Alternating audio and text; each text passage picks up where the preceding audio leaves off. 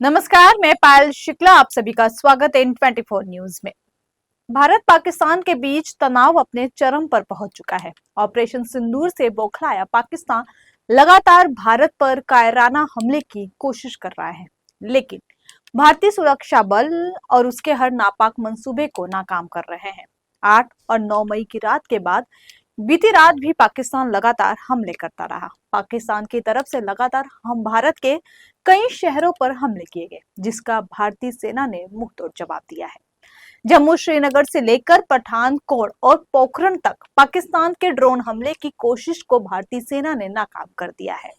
आज सुबह जम्मू कश्मीर के श्रीनगर में जोरदार धमाकों के बाद डल झील में मिसाइल जैसी वस्तु गिरी है।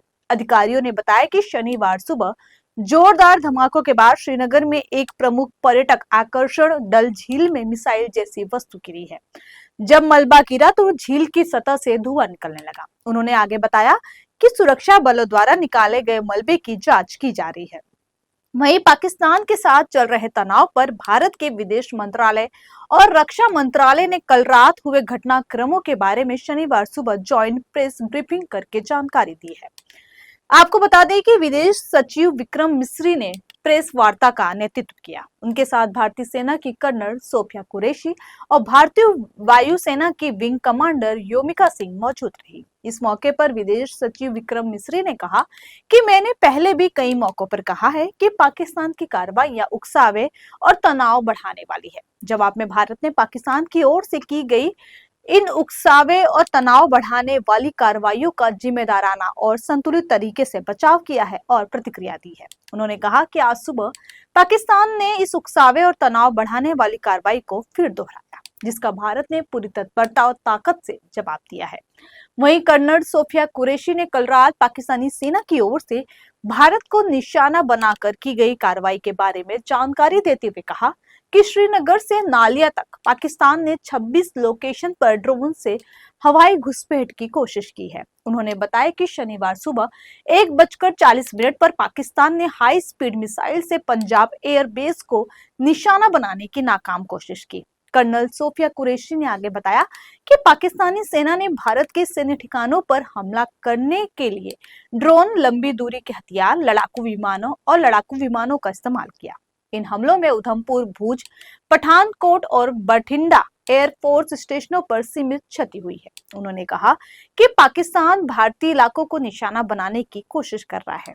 यह चिंताजनक है कि पाकिस्तान अब भी भारतीय विमानों को कवर के रूप में इस्तेमाल कर रहा है। उसकी ओर से लगातार गलत सूचनाएं फैलाई जा रही है। सिरसा, सूरतगढ़, आदमपुर में भारतीय सैन्य ठिकानों को नुकसान पहुंचाने के पाकिस्तान दावे पूरी तरह झूठ और मनगढ़ंत है।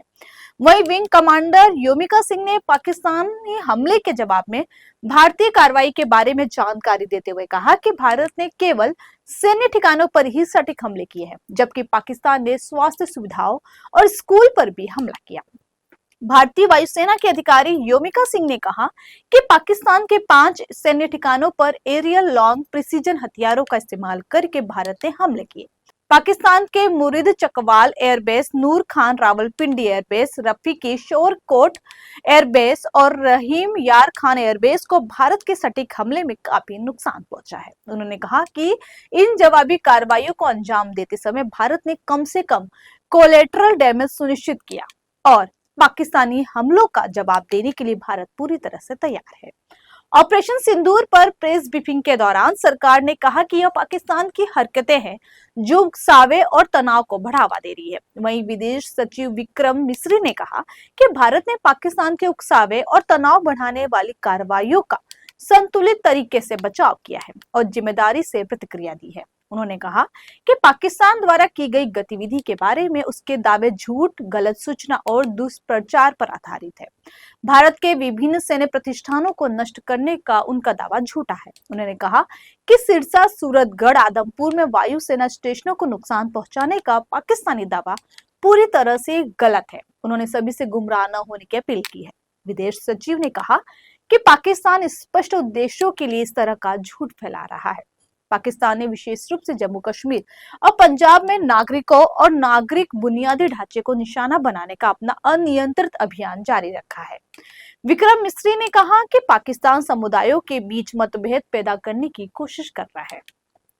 उन्होंने बताया कि राजौरी में अतिरिक्त जिला संभागीय आयुक्त की पाकिस्तानी गोलीबारी में मौत हुई है। फिरोजपुर और जालंधर में निजी संपत्तियों को नुकसान पहुंचा है और नागरिकों को चोटें आई है। दरअसल पाकिस्तान यह कहकर भारत को विभाजित करने का प्रयास कर रहा है, हम अपने ही शहरों को निशाना बना रहे हैं। ऐसा लगता है कि पाकिस्तानी सेना के प्रवक्ता को भारतीय जनता द्वारा भारतीय सरकार की आलोचना करने में बहुत खुशी मिलती है, लेकिन उन्हें नहीं पता कि यह एक स्वतंत्र और कार्यशील लोकतंत्र की पहचान है। फिलहाल इस पेशकश में इतना ही। बाकी की ताजा तरीन खबरों के लिए बने रहिए 24 न्यूज के साथ। तब तक के लिए मुझे दीजिए इजाजत। नमस्कार।